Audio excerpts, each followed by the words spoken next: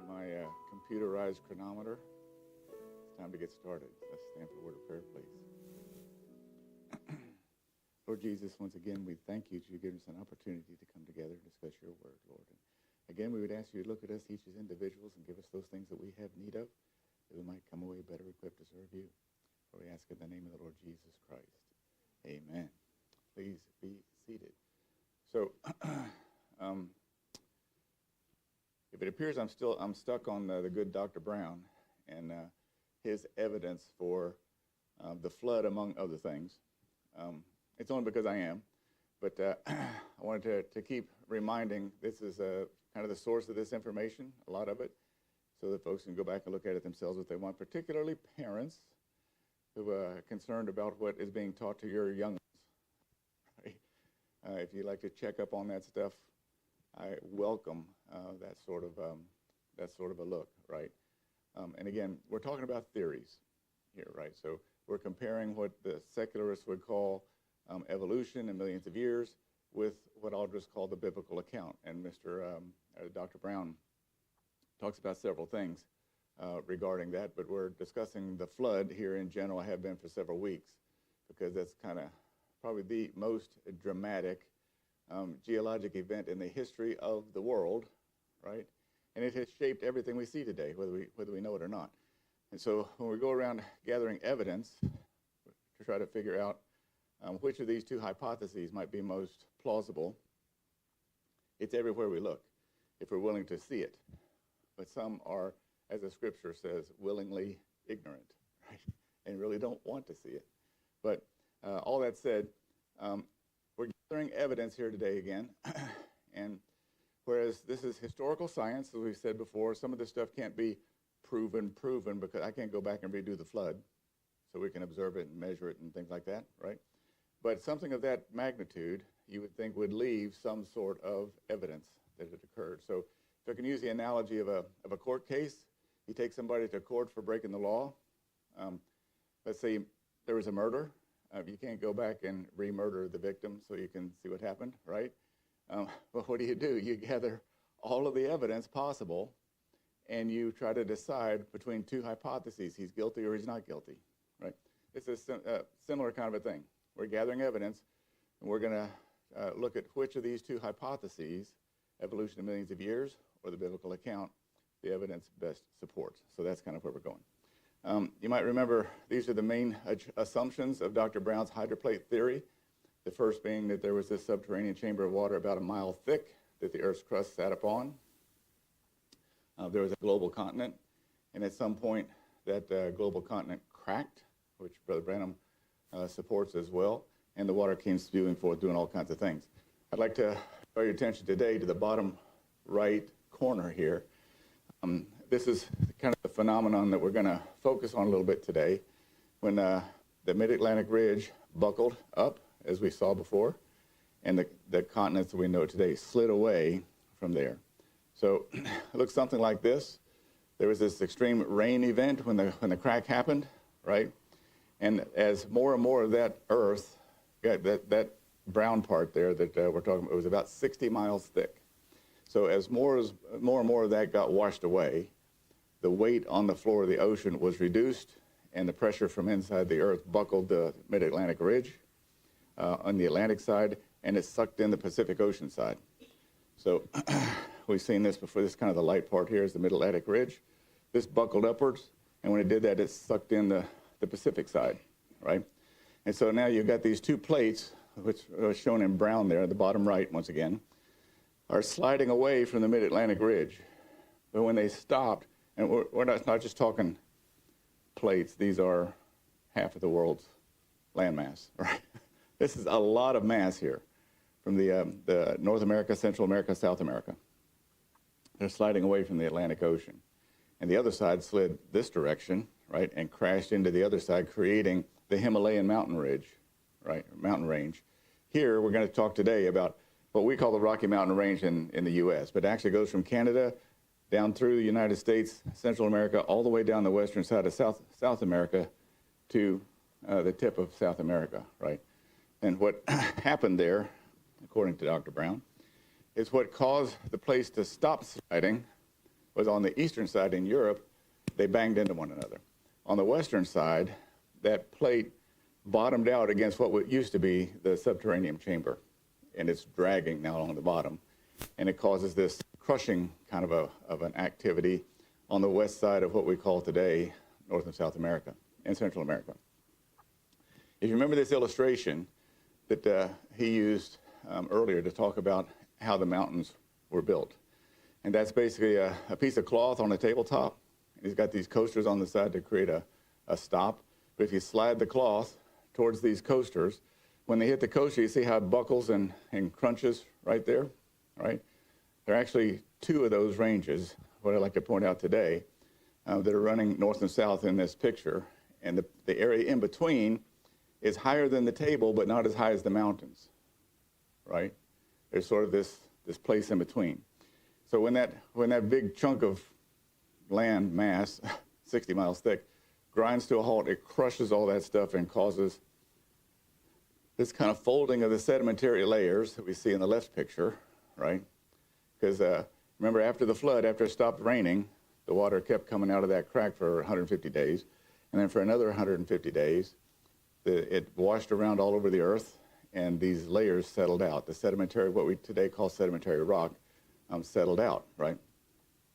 Those layers formed, then this sliding happened, it crushed, and while the layers are still soft, it creates this kind of thing you see on that left picture, right?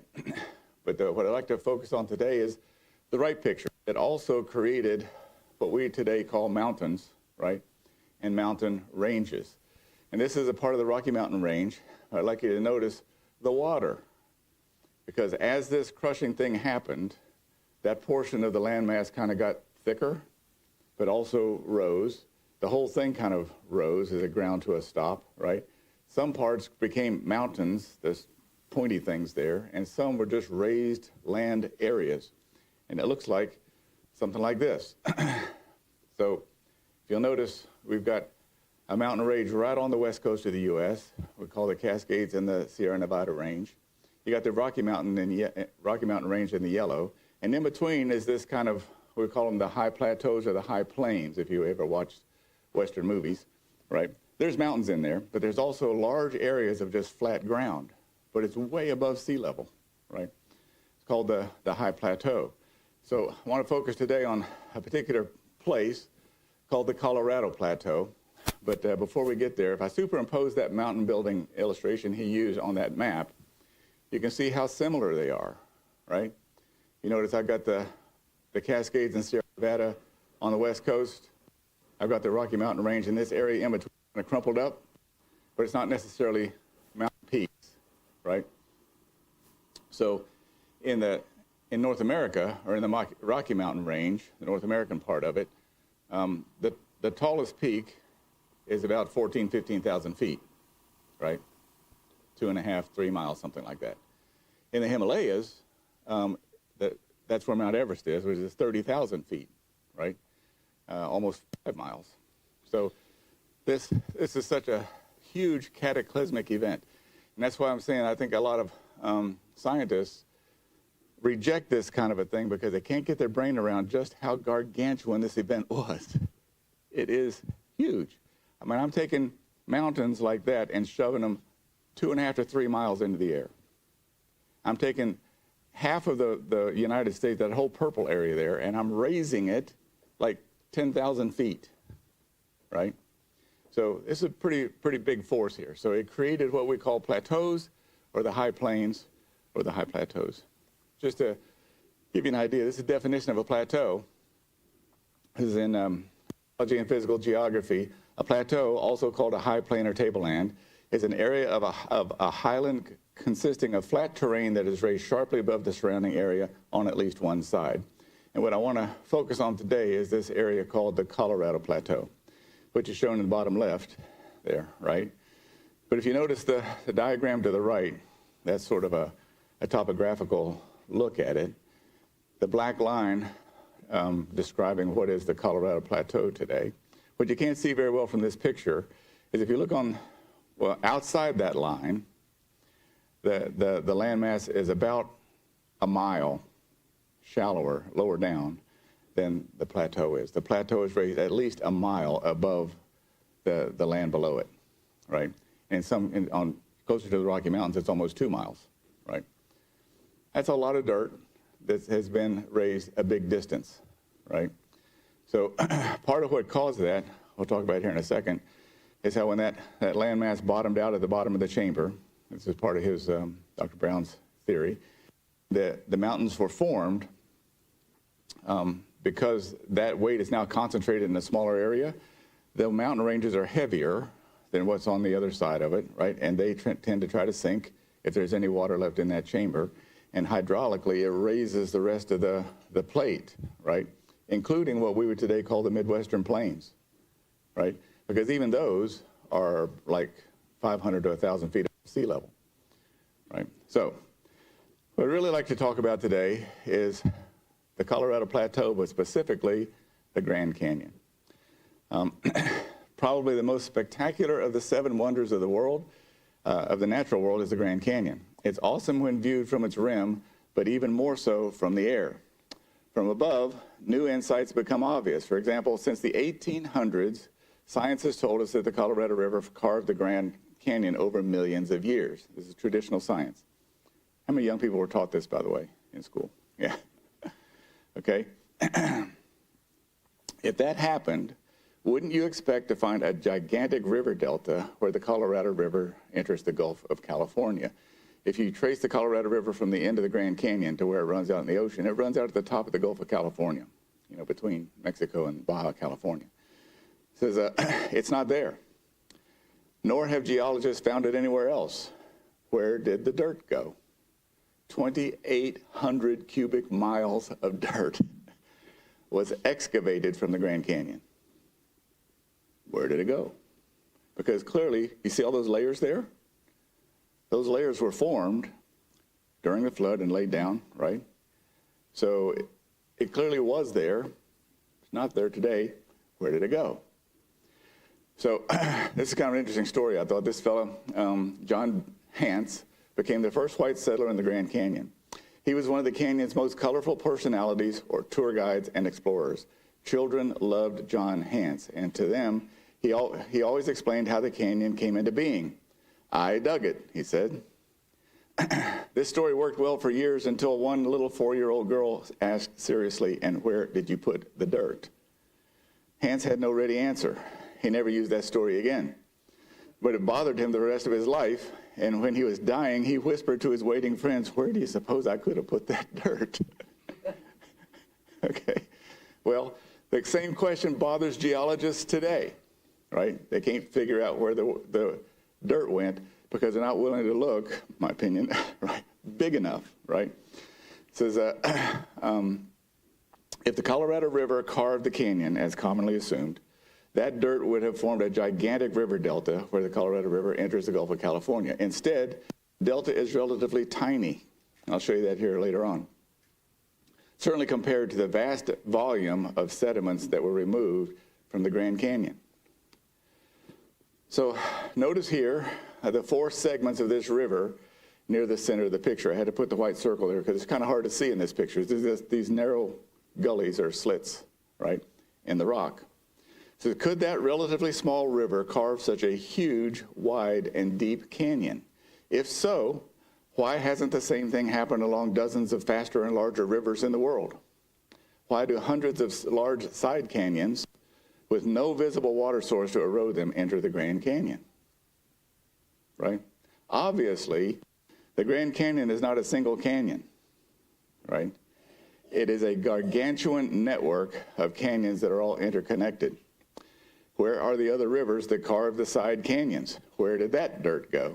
As you might expect, the Grand Canyon's origin is directly related to the origin of many other amazing and mysterious sites in the southwestern U.S., some of which we'll talk about today. But this canyon is like 160 miles long, or something like that, right? And the area we'll see that that is affected or that caused it is bigger than that. In fact, he calls it the Grand and Hopi Lakes. These are names that Dr. Brown put on them. But let me see if I missed something here. Let me see if I can back up here just a second. See this Colorado Plateau? If you notice, you look closely, within the black line, there are these depressions in there, right? You know, right just to the right of the word Grand Canyon, there's this depression. To the right and below Colorado Plateau is a depression, and above that is a depression. He's saying these are ancient lake beds, right? And he has called them the Grand and Hopi Lakes. This is atop the rising Colorado Plateau, and it's being uplifted during this compression event, he calls it, were two very large and growing lakes, Grand Lake and Hopi Lake. Because of their elevation, 5 to 11,000 feet MSL, that's above mean sea level, they had great potential energy relative to the base of the plateau, and therefore huge erosion potential. Some of you know, I know Brother Israel here, he would know, that the reason we build water towers, we store water in these towers, is when you lift it up like it creates a head, a pressure head we call it, which is pressure that allows the pressure to come into your house, right, and move the water around. So these are large lakes, 1 to 2 miles above sea level. So the higher the water, the greater its potential energy. That energy was released as Grand and Hopi Lakes breached and released their water down the western edge of the mile-high Colorado Plateau. And when Grand Lake breached, it eroded the breach at the northwest corner of the Hopi Lake. If you see the black part there where the Grand Canyon curves around there, it actually caused the breach of the Hopi Lake, according to him. So what happened when that, just after the flood and the compression event happens and all this land gets raised up like that, it carried a lot of water with it. There wound up being a lot of lakes during that time, right?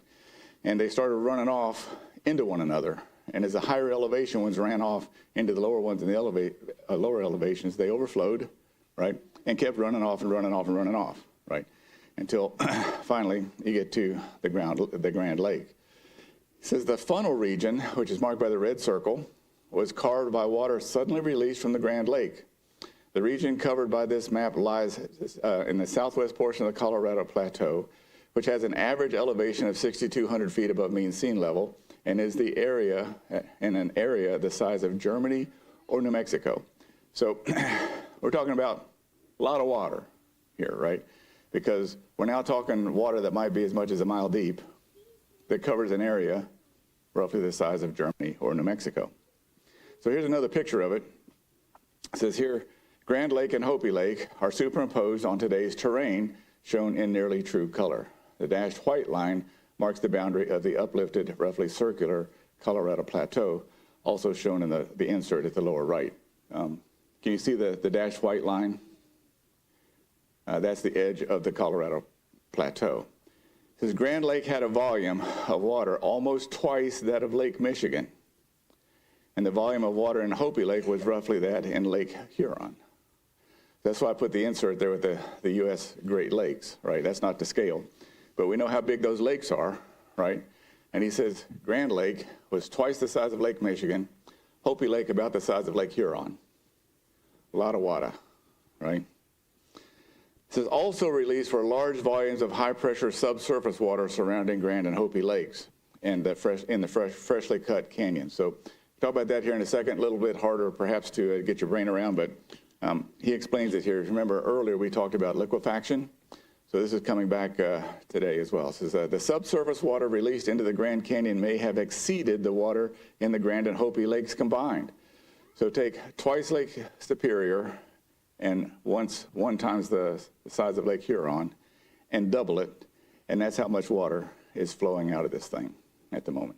It says the resulting 216-mile erosion gully extending down through the western edge of the Colorado Plateau is the Grand Canyon, which you can see in yellow there. It's that jagged brown part. It says spillage from higher elevations also contributed to the final breaching of the Grand Lake. So saying these other lakes at higher elevations spill over and the water runs down and over time collected here, not just here, there are other places around the world. In fact, there's a very notable one in the northern U.S. Where the Great Lakes are today. There's a whole lot more water up there, and there's evidence to show that there was another event like this that washed all the way across the northern plains, North Dakota, South Dakota, Wyoming, over into the Pacific Ocean, but won't go there today. But there's more evidence of this kind of thing happening. It says that the Higher elevation water contributed to the final breaching of the Grand Lake, which in turn breached Hopi Lake. Surging water from both giant lakes quickly swept off the sediments from at least 10,000 square miles south and west of the funnel, which at this point in this picture is the bottom left of Grand Lake there, where it breached. So when it came out and all this water is flowing out, it took all that sediment, which, remember from earlier lessons, he's speculating or theorizing that the amount of sediment that was deposited all over the earth was roughly a mile thick, all these layers that we talked about, right? Well, it washed basically all of that away in some places, all the way down to the bedrock. So here's where it all began. It says, this is the smoking gun showing the Grand Lake drained rapidly and carved the Grand Canyon. This is Dr. Brown talking. He said, if a lake drains or evaporates slowly, the bottom sediments are not disturbed. Here in the southeastern Utah at Canyonlands National Park, we see from the many irregular erosion features that this basin held a deep lake that suddenly drained. Only by extreme rapid flow of a vast amount of deep water will such extreme erosion occur and sweep all the eroded sediments, not just out of our view, but out of the entire basin, which is 20 times larger than what we see in this picture. The sudden collapse of the natural dam that contained Grand Lake's water produced those high flow velocities, and it produced the Grand Canyon. It says, notice that a single river did not carve these features because the eroded channels are not joining in one long meandering path or even the branching tributary pattern of normal rivers. Instead, multiple fast-flowing currents acted simultaneously, as we would expect right after the natural dam collapsed. Okay, so like I say, this is another park, we'll see here in a second, called Monument National Park, 20 times larger than what we see in this picture. And this picture is pretty big. Here's a 3D view of the Grand Canyon. It says Grand Canyon Village is at the bottom of this computer-generated picture. That's where the red dots are, down there. It says the Colorado River lies below the dashed blue line. I hope you can see that, yeah. Obviously, a river did not carve all the randomly oriented drainage channels that make up the Grand Canyon. And yet, that's what the public has been told for 150 years. If you remember when we first started this series about who started this whole millions of years and layers of the sedimentary rock, blah, blah, blah, blah, right? It was in the mid to late 1700s, right? So since that time, we've been told that that's what's happened here. There's no wonder the standard explanation that the Colorado River carved the Grand Canyon has so many recognized problems, even in the eyes of the so-called experts. They cannot explain some of these things, right? And they choose not to explain some of these things. It says part of the 60-mile-long Bright Angel Fault is shown by the white dashed line. We'll look at that here in a second as well. This vertical fault is a deep fracture, and it has been lifted up 200 feet on its west side, which allowed the subsurface water to escape out of the freshly exposed 200-foot-high cliff face and up out of the fault. The erosion carved the prominent Bright Angel Side Canyon, the location of the famous Bright Angel Trail. So there's a lot of tourist attractions around Grand Canyon. This is one of them, okay? But it's hard to see in this picture, but if you see the bottom part of the white dashed line is a higher elevation than the top part of the white dashed line, because it did this. But the earth actually cracked, right there. And we'll see why here in just a second. If you remember the discussion of liquefaction, when these sediments are being laid down, when the flood is washing all the water around, all the stuff, and things are settling out, right? They settle out in these various layers. But while it's wet, there's still water trapped in between the grains of the sediment, right? So the surface water typically flows downhill. However, subsurface water in the saturated flood zone flows in the direction of decreasing pressure, a completely different pattern which depends largely upon the location of faults, cracks, and other subsurface imperfections. So you have this water trapped in these grains that are in the future going to become rock if the water actually gets out of there. It'll either drain out from the bottom or it'll evaporate out from the top, right? And when that happens, the cementing component, they call it usually sodium carbonate, will allow it to cement, the grains to cement together and become rock. But prior to that time, this water is actually suspended between the grains. The sediments deposited by the flood averaged more than a mile in depth all over the earth. Each grain that settled through the muddy floodwaters helped trap water between the loosely packed grains. When the flood ended, approximately 20% of the flood water was temporarily held between sedimentary grains, seeking ways to escape to the surface. Water that escaped accounts for many of today's land features, including much of the Grand Canyon. So a lot of these features that we talk about here today, you can see in other places of the world. This is not the only place it happens, right? It's just the Grand Canyon happens to be the biggest and grandest of them all, right? And is therefore studied more often than not. But remember, he says that the sediment was roughly a mile deep. The Grand Canyon is roughly a mile deep, right? This water, when it escaped, washed all that stuff away, all the way down to the bedrock. It says this type of subsurface water release probably produced the same amount of water as was held in the Grand and Hopi lakes. So I'm talking about take those two big lakes, double the amount of water. That's how much water was flowing here to create the Grand Canyon. This sideways flow released water that carved the prominent Bright Angel Canyon when the vertical fault, 4,380 feet deep, cracked the surface rock. Hundreds of less spectacular faults account for hundreds of other variously oriented valleys and side canyons that allowed escaping subsurface water to drain down to the deepest channel where the Colorado River now flows. In other words, the Grand Canyon was carved first, then the region's natural drainage created today's Colorado River, not the other way around, right? So if you remember the video we showed on Mount St. Helens, that was one of his big conclusions, right? One of the things to point to, it was very instructive, was it had 250 square miles worth of mud flowed out of that volcano and flowed down through this, completely filling a valley. And then they had subsequent water and mud flows that carved these canyons out, in that case, are about 600 feet deep, right? And then the regular drainage from the land after that collected in the bottom of those canyons and is directing them today. Whereas most geologists would tell you that that river cut the canyon. Not so. The canyon was there first, and then water flowed into it and created a river, right?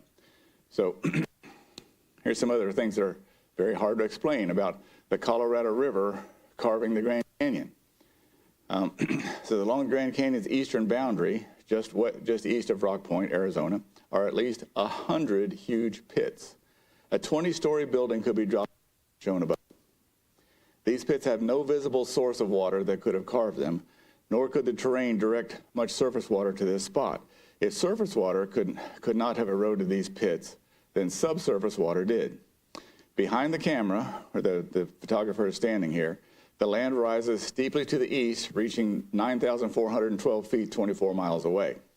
As Grand Lake discharged a huge reservoir of subsurface water at the prior level of the lake, but just inside the lake's boundary erupted as powerful springs into Grand Lake's draining basin excavated these pits. Obviously, the lake must have been present for some time to establish the water table far beyond the lake's shoreline. So if you're familiar with water table, stuff like that, right?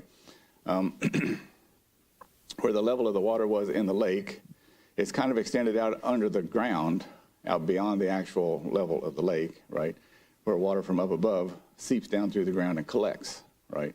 So here he said he had an area that was up to 24 miles away, was 9,412 feet taller than the lake, right? So it established a water table there. And so when the water was drained out, this created these big springs where the subsurface water starts coming out, right? We also have these things called potholes. It says here at almost the highest point on Echo Hills, which is the southeastern side of what we call the funnel, where the original breach happened and all the water was coming out, is a weathered pothole. Partially seen at the bottom left and right are two similar potholes. See those little dark circles down there. It says, a pothole forms when swirling rocks caught in an eddy or a vortex of a fast-flowing stream grind down, carving a cylindrical depression. Why was water flowing so rapidly this high? This is 6,654 feet above sea level, right? A mile above the Colorado River, which traditional science might say, well, hundreds of millions of years ago, the Colorado River was up here, right? Don't think so. It says, and it's at the upper edge of a 2,000-foot cliff. If you look at the top left corner there, that's the edge of a cliff that drops off 2,000 feet to the lake bed below, right? So this is water that came out from Grand Lake and Hopi Lake. We're moving so fast at this point. It carved this funnel, which we saw in the previous picture, well, maybe not. That we'll get to in here in a second. that also had such high velocity currents, particularly when you got the Grand Lake coming this way and Hopi Lake coming that way, and the water's kind of slamming into one another, right? So it says at least 2,000 cubic miles of soft sediments were swept off the Kaibab limestone plateau just south of the breach. So what I was talking about, where the water first comes out of these two lakes, all of the sediment gets washed away, right? Remember, it's a mile thick. So as days later, as the Grand Canyon began to be carved 30 miles to the south, land under the Grand Canyon steadily rose, lifting the south end of the funnel. This is why the funnel's floor of hard Kaibab limestone now rises more than 1,000 feet as one proceeds southward along the top of the Marble Canyon. Marble Canyon being the first canyon that's cut when this water runs away from the two lakes, right? Echo and Vermilion cliffs and the potholes shown in the previous slide also rose. All the layers of exposed in these cliffs and the walls of the Marble Canyon show this dramatic tipping.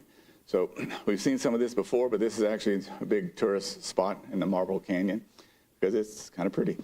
But if mainstream science would tell you today that those layers that we're seeing there were laid down over millions and millions and literally hundreds of millions of years. Each layer required millions of years to be deposited, right? Well, the first question that would come to my mind is, each of those layers is comprised of a particular type of sediment. That's why they have different colors, right? So why is it that for millions of years, only one type of sediment was deposited in that particular spot to create that layer? And oh, by the way, in this case, it had to form the layer sideways, almost vertically, right?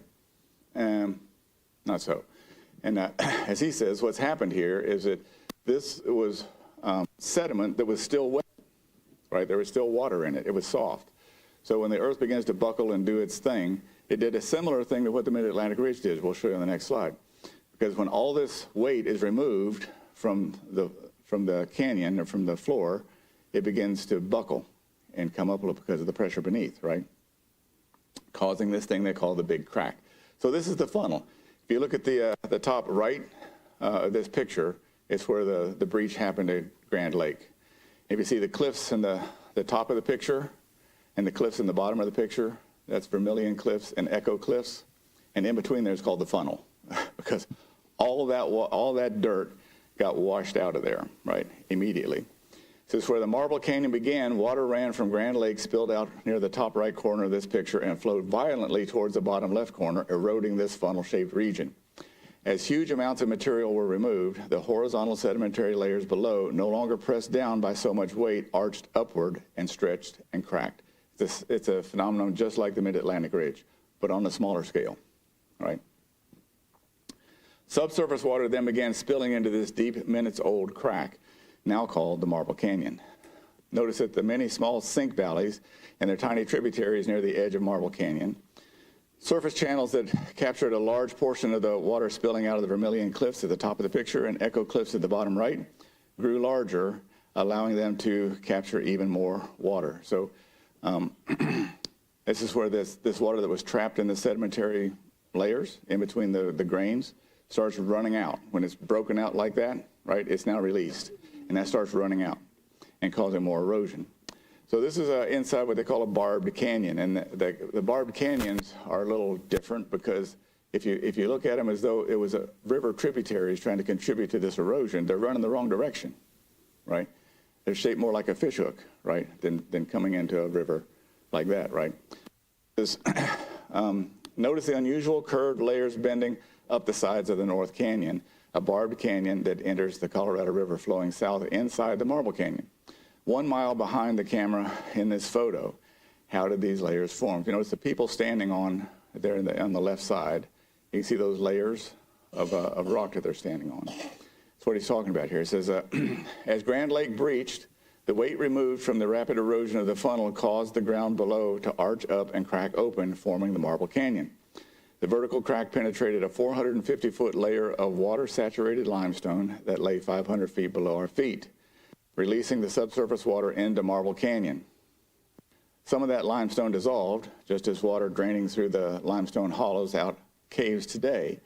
The pliable, uncemented layers above the limestone sank and tipped, forming the sink valley. It looks like it sunk, right? Torrents of surface water also entered that valley, eroded it deeper, and carved from the surface down this barbed canyon in weeks. Not hundreds of millions of years, weeks. Other barbed canyons formed in a similar way. And again, Dr. Steve Austin, who did the thing on Mount St. Helens, points this out as one of the most important lessons you can learn from Mount St. Helens, is that these kinds of things can happen quickly in minutes, hours, and days, and catastrophically, as opposed to what we call the uniformitarianism approach, which says it happens one grain at a time over hundreds of millions of years, right?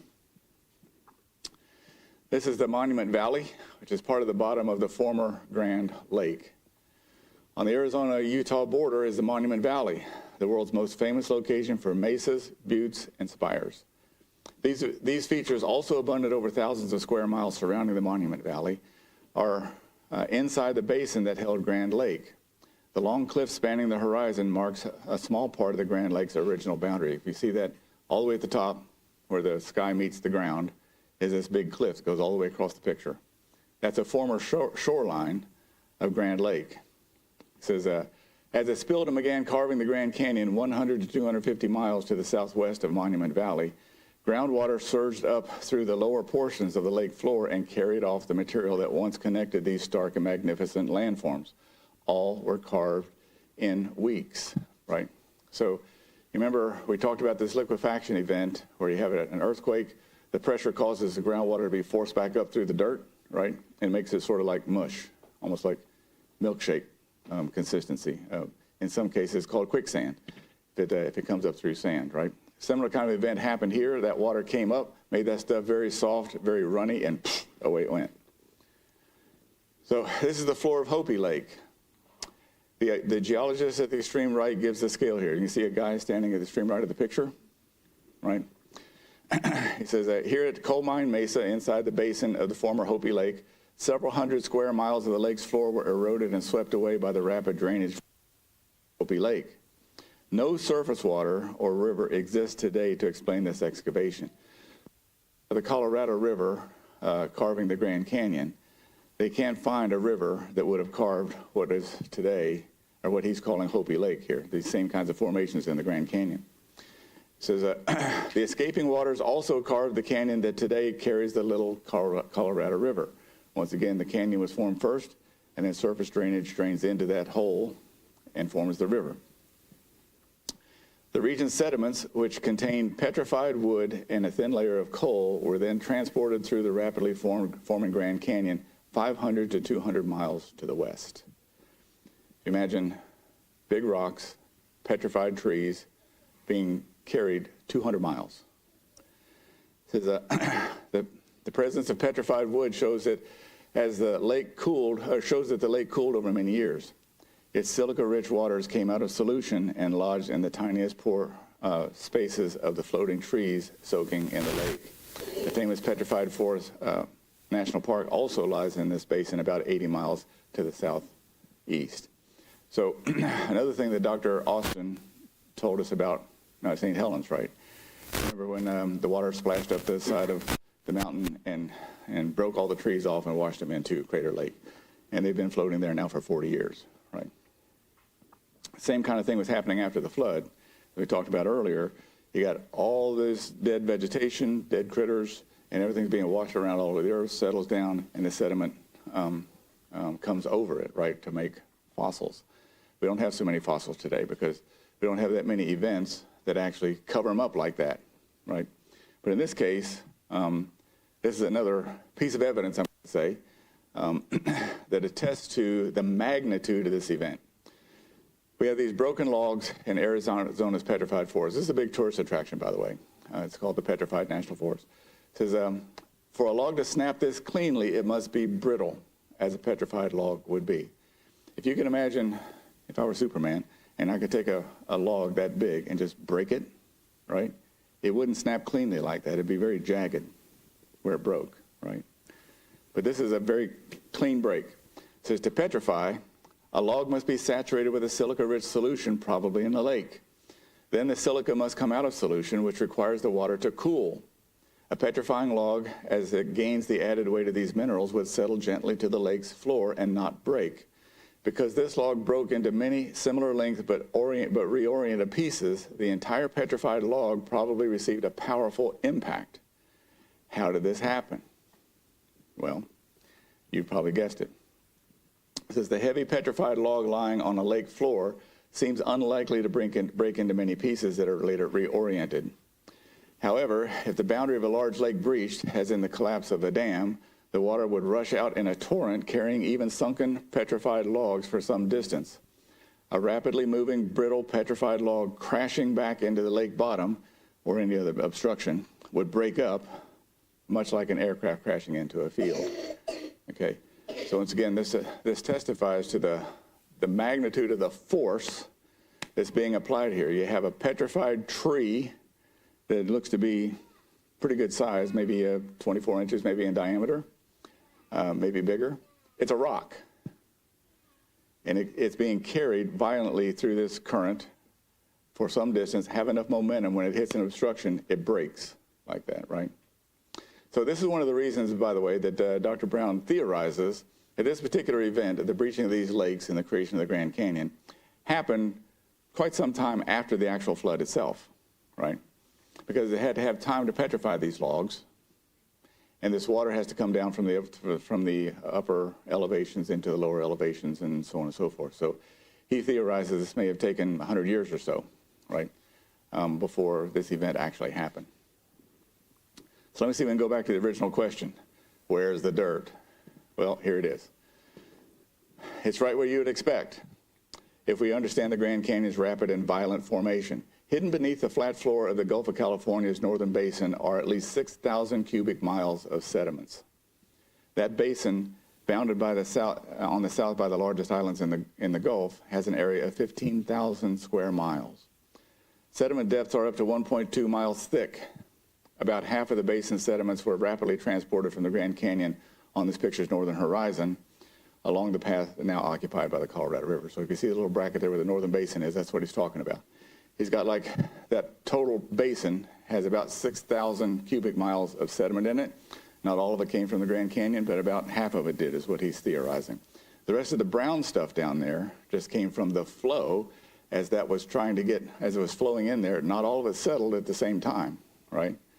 So here's some more of the dirt. If you look at the yellow ellipse at the top, is where the Grand Canyon is. The yellow circle at the bottom is the mouth of the Colorado River where it flows into the Gulf of California, right? And the white circle is showing another big tourist area called the Imperial Sand Dunes of California. But notice the color there, right? And the color of all those other little tributary-looking things all over the area, right? This is also sediment from the Grand Canyon, right? This is the Imperial Sand Dunes of Southern California, big recreation area today, right? They don't know it, but they're four-wheeling on the remains of the Grand Canyon. So, says, why is the northern basin's 15,000 square mile floor so flat? Well, as the Grand Canyon formed, thousands of cubic miles of sediments were swept into the basin within weeks. Larger particles settled out first, near today's shoreline. Finer particles settled out last. But until they did, the muddy water, because it was denser, flowed into the basin's deeper regions where the mud eventually settled, smoothing the sea floor. So you can see the green on the left there is Baja California, the Baja Peninsula. So you got all this sediment going down into the Gulf of California, but it also overwashed through some passes in those mountains over directly into the Pacific Ocean. So you got sediment over there as well, and the tidal action since that time is sort of distributed all around. But that's kind of where a lot of the dirt is. At the end of the global flood, during draining surface water swept sediments to lower elevations. For years afterwards, swollen rivers flowing down to the lowered sea level cut channels and small canyons into these deposits. Over the next few centuries, sea level rose and covered some of those channels. Today, they're called submarine canyons. Submarine canyons are not found in the northern end of the Gulf of California. Why? It's because the submarine canyons that were cut in the northern basin were filled by sediment swept into that basin from the Grand Canyon, right? So to give you a little comparison here, it says, had the relatively shallow Colorado River, which today flows slowly in its 310 mile southward journey, deposited these sediments over millions of years, we would see a river delta hundreds of miles long rising slightly out of the water. That would be right next to the mouth, not the brown stuff down below because that overflowed, right? But he's saying waves and tides would have formed many fan-shaped channels. The tiny delta that is built up above sea level since the Grand Canyon formed is indicated by the tiny circle at the tip of the arrow at the extreme northern end of the Gulf of California. That's where the actual Colorado River Delta is today. Only the powerful flow that carved the Grand Canyon could have deposited all the sediments that are far to the south and onto the floor of the Gulf along the western coast of Baja California. So I'll put there on the right a picture of the Mississippi Delta River for comparison. This is what an actual river delta should look like. And if you see the bottom white ellipse covers almost all of the foot of Louisiana. It's all these little tributaries and stuff that branched out from the Mississippi River and have deposited various kinds of silt over the years. And the one above that is actually spreading out as well, because you have something like a hurricane or something like that where the sea level in the Gulf rises, it backs up the Mississippi River, right? So all those things kind of contributed there as well. But that's what a river delta should look like.